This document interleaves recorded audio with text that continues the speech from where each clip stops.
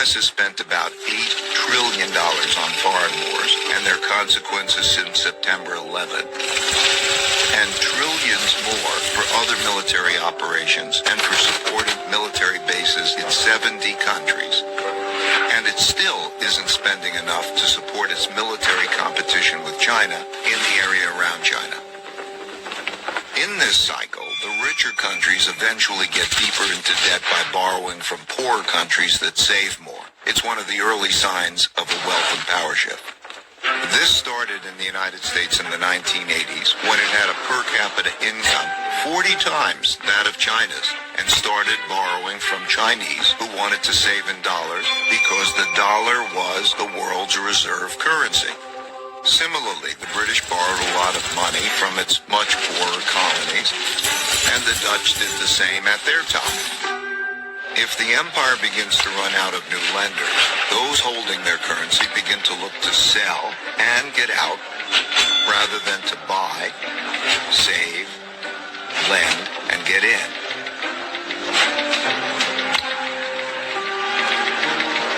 And the strength of the empire begins to decline. The decline comes from internal economic weakness together with internal fighting or costly external fighting or both. Typically, the decline comes gradually and then very suddenly. When debts become very large and there is an economic downturn and the empire can no longer borrow the money necessary to repay its debts, the financial bubble bursts. This creates great domestic hardships and forces the country to choose between defaulting on its debts or printing a lot of new money. It always chooses to print a lot of new money, at first gradually and eventually massively. That devalues the currency and raises inflation. For the Dutch, this was the financial crisis brought about by financial excesses and paying for the Fourth Anglo-Dutch War. Similarly, for the British, it was paying for its financial excesses and its debts from the two world wars. And for the U.S., it's been 3 cycles of debt finance booms and busts since the 90s, with the central bank stepping in each time with stronger measures.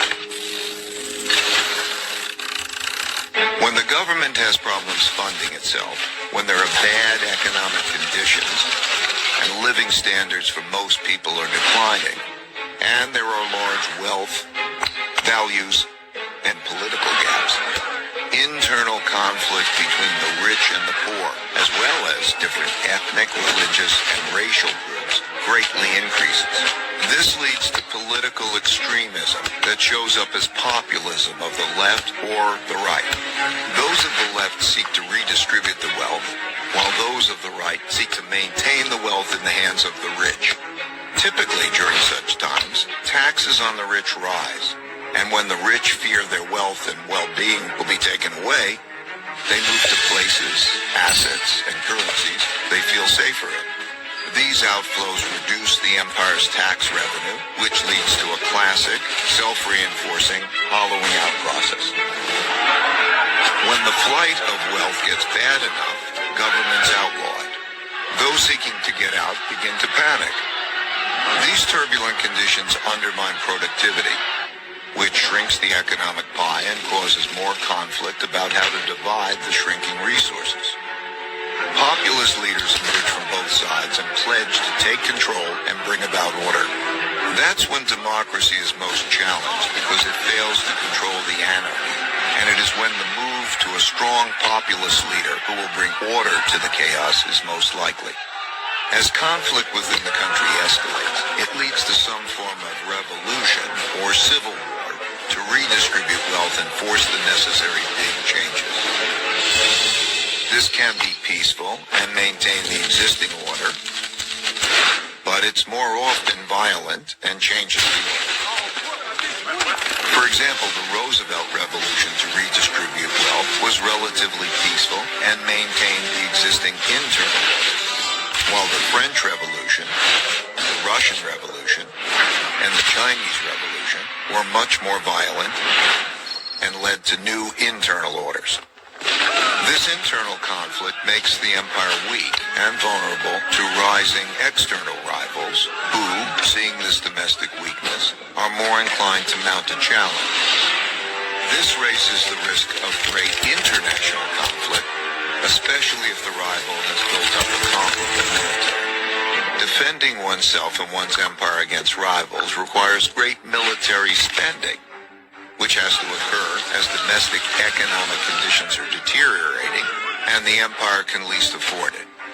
Since there is no viable system for peacefully adjudicating international disputes, these conflicts are typically resolved through tests of power.